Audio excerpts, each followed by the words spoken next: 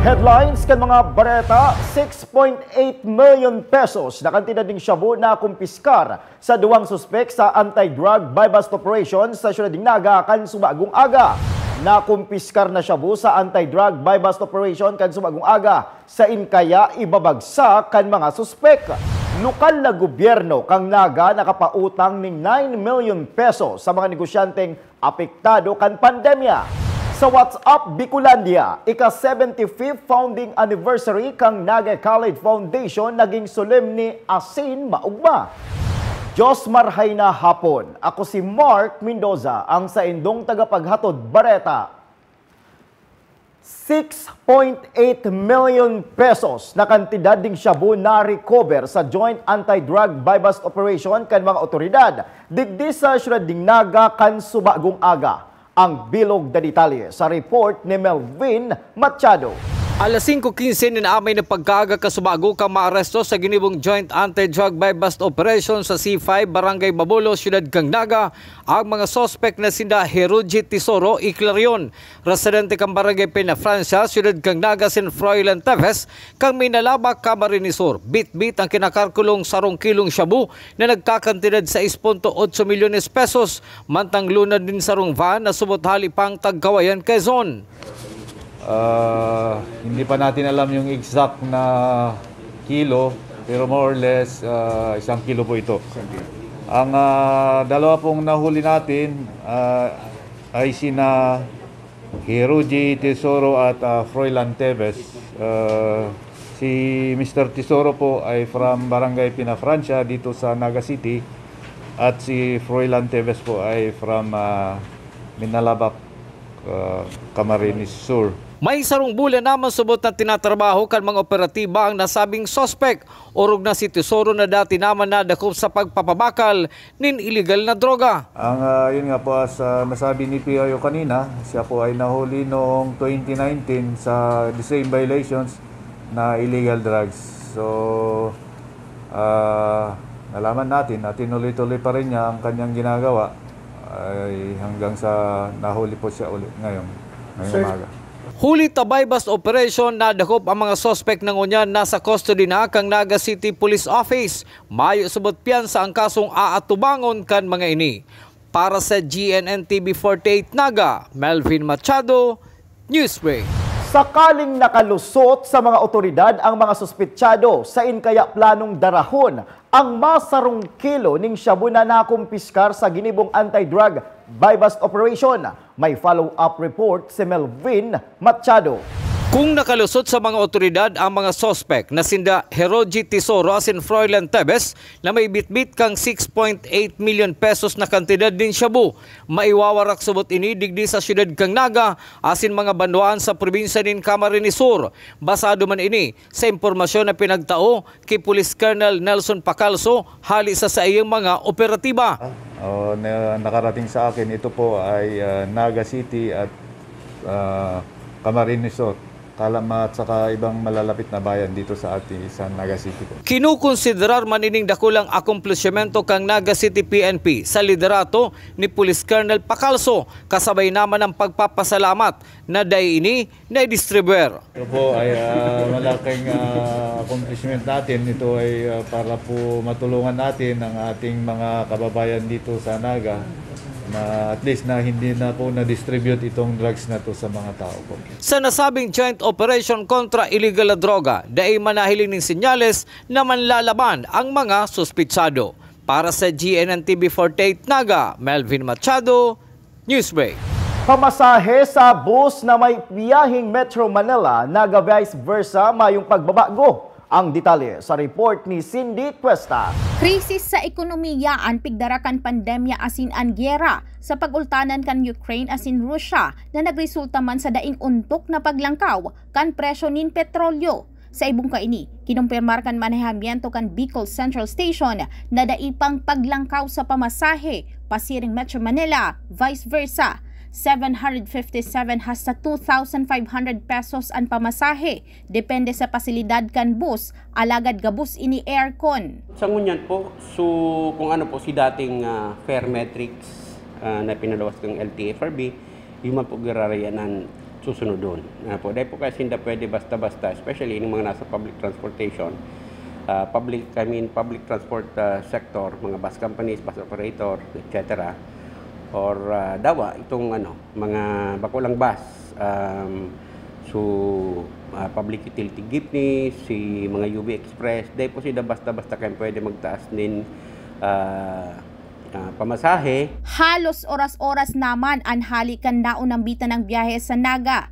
Huli naman sa pagdugang kan mga pasahero. Nagdidepende duman sa pig-offer na kumbaga facility kan mga bus ang sa iyang pamasahe. And pinagtutugot po yan. Pinagtutugot po yan kang LTFRB pag-abot sa mga air-conditioned buses. Cindy Cuesta para sa GNN TV 48 Naga, Newsbreak. Lokal na gobyerno kan Calabanga, Camarines Sur naglalaom na maibubuktak sinda sa alert level 1 ngunya na paaboto na Semana Santa. Uyang sa kuyang report.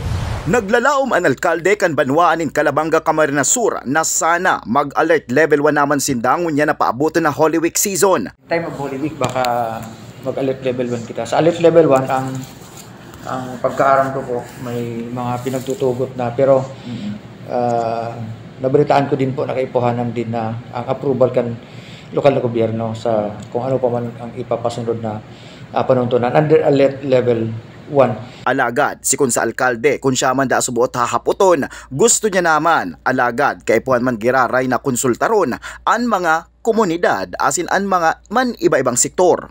Personally, kasi kaipuhan natin din konsultahon si Kabo sa sektor kan si komunidad, si religious sector, si sa transport sector, sa peace order, sa Sangguniang Bayan. May hinulid council, si ito nagkataman kaya mang hinulid. Si mismong nakapalibot na barangay officials naman.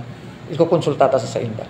Urog na ngunya na paaboto na alay lakad sinda subuot ang sentro ni hinulid asin pigahan dala ninda na baka dumugon sinda ning tao nin huli taharos 2 taon ng mayong araw kaning aktibidad. Kasi dahil piling itugot ning ko yan ning may restriction. Halimbawa, 50% capacity o 70%. Dahil mayong there is something na araw kaya nang mangyayari. Kasi once big open kasi ang hinulid for public, kasi 2 years na mayo, siguradong dadagsaon. Ang pinaka talang digdi sa presente, ang crowd control.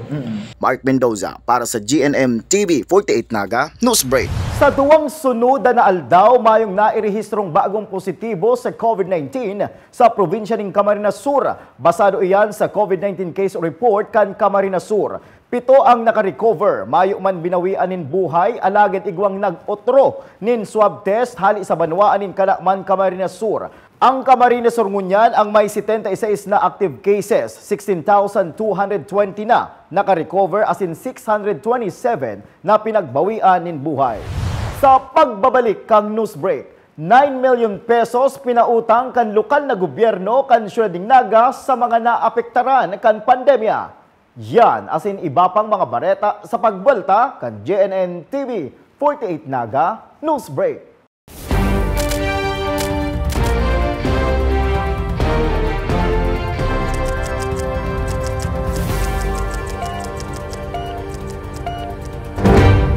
Huli sa padagos asin mas pinalawig na vaccination program, mas protektado kita sa COVID-19. Pero dai makampante, ngunyan na nasa taho pa kita kan pandemya, dai malingawan na pakusugon ang salud, maggamit ng face mask, tamang distansya sa pakikiulay, magsunod sa minimum health protocols, magpa-booster shot kon kinakaipuhanan.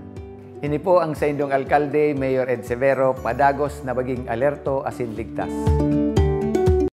Libo-libo na ang mga nabigyan ng tulong medikal. Bata, matanda, kahit sino man, lahat ng mga may karamdaman, may maaasahan.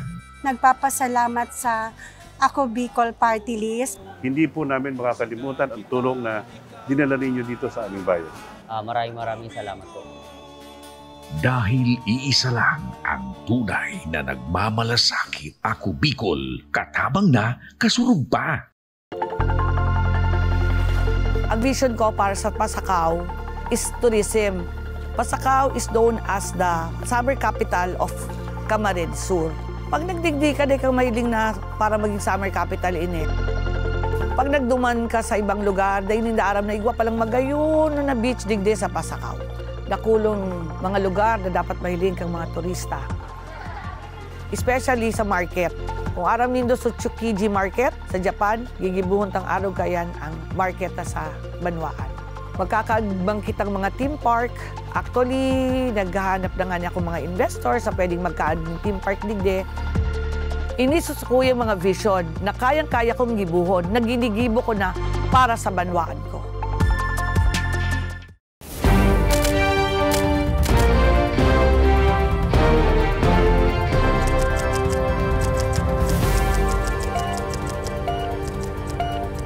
Padagos sa mga bareta, lokal na gobyerno kang Naga nagpautang ning 9 million pesos sa mga negosyanteng naapektaran kan pandemya. Ang bilog na detalye sa report ni Cindy Cuesta. Totalmenteng 9,825,000 ang kantidad na ipinaluwas kan lokal na gobyerno kan syudad ning Naga tanganing ipautang sa mga negosyanteng naapektaran kan pandemya poon kan taon 2020 hasta 2021. Kabali ini sa COVID-19 response program na inapod na Naga City Business Stimulus na sakop ang small and medium enterprises. Matabangan si negosyante na namumroblema kang sitwasyon. Pangadwa po, matabangan taman at the same time si mga empleyado. Aranta po baga, si iba nagbaba si numero kang aldaw ng pagtrabaho, si iba nagbaba si numero kang oras sa pagtrabaho. Ang makatorotreste, ta si iba talagang nawaran ng trabaho. Kaya sa paagi po kang programang ini, kung igwa ka pong sarong empleyado, pwede kang makautang ng 25,000, kung duwa, 50,000, kung tulo, 75,000, and kung more than 3, maximum of 100,000. Pwede ining bayadan sa laog nin 6 na bulan hasta sarong taon na mayong dugang na interes na babayadan. Benepisyaryo ang kabilugan na 157 na small and medium enterprise. Huli digdi na isalbarman ang 501 na mga empleyadong dai mawaran nin trabaho. Sangunyan, padagos ang nasambit na programa hasta dai pa natatapos ang pandemya. Pinagpadagos na po nita, dai pa man po nag-normalize sa tuyang sitwasyon. And kadakol pa po si nag-a-apply na mga saradit na negosyante. Kaya pinag-request po ni Mayor Son na malagdagan giraray ng 10 million for this year. And na-approve man po yan sa Sanggunian. Cindy Cuesta para sa GNN TV 48 Naga Newsbreak. Mga hobenes kan Barangay Balata, syudad ning Naga nag-aandam na sa mga aktibidad ngunya na summer. Uyan sa kuyang report.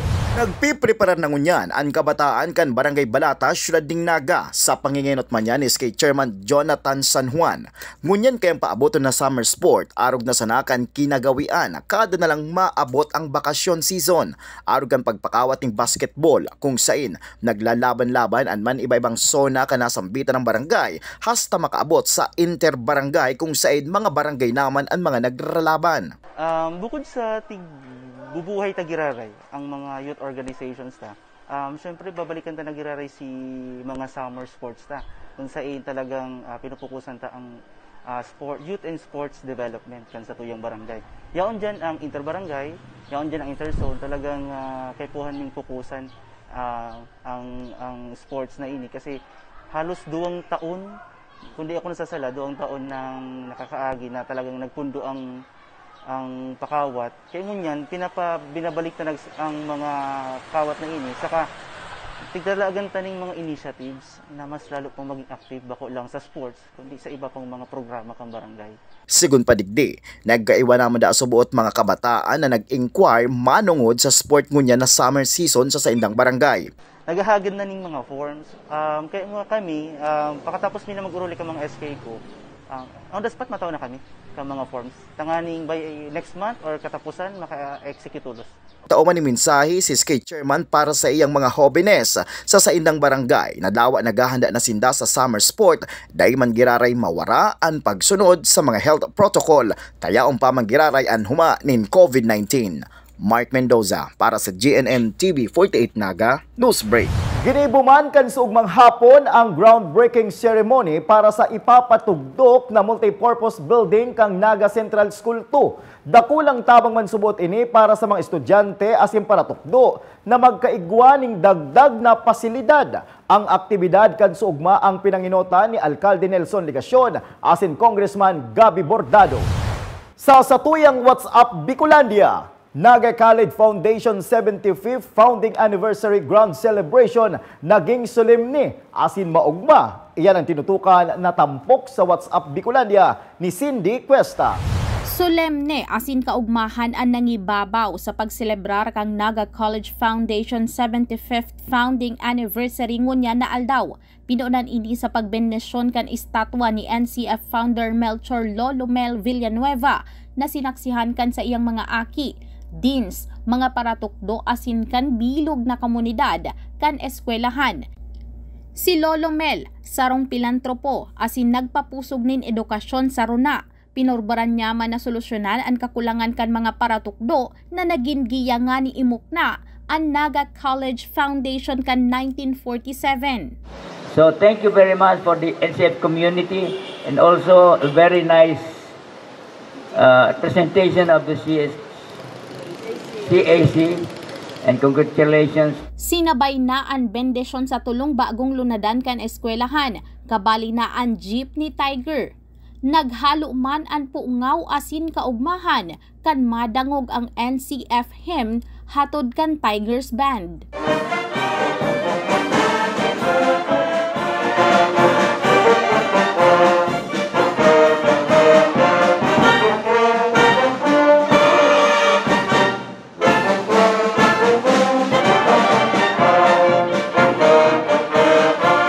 Sinundan man ini kan 75th Grand Mass kung sain presente ang gabos na padi na nangenot sa isinagibong 75 Mass Countdown.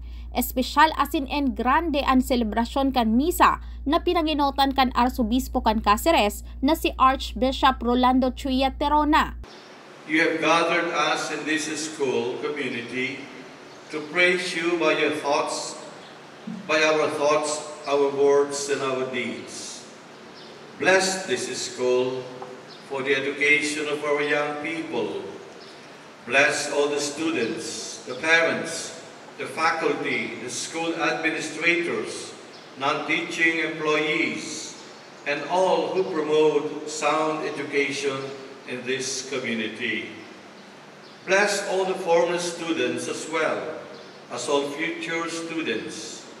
Bless all the guests and special friends who are joining us to celebrate this day of remembering. May we all continue to grow in wisdom, work and respect before you, God, our Creator, and all your people. May Naga College Foundation continue to be a home of truth and wisdom, of faith and knowledge and history, goodwill and hope. Tulos man naglarga ang caravan, lunad ang bibong Tigers mascot na naglibot sa tinampukan syudad.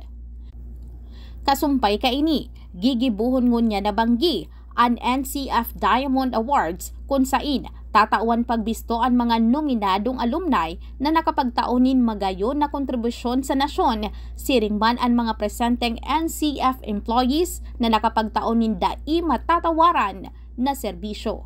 Rest assured that the family, the faculty and staff will continue giving quality and affordable education to our Bicolano and hopefully giving quality education to worldwide students as we are now accepting foreign students. Lord God, thank you so much, and for of course to all our guests, thank you all. Cindy Cuesta para sa GNN TV 48 Naga Newsbreak. Asin yan ang katiripunan kan mga bareta ngunya na aldaw. Day malingaw na bisitahon ang samuyang official Facebook fanpage asin ilike ang GNN TV 48 Naga para pirmi kitang updated sa mga bareta asin istoryang bida ang Bicolano. Liwat ako po si Mark Mendoza. Digdisa na yan sa GNN TV 48 Naga Newsbreak.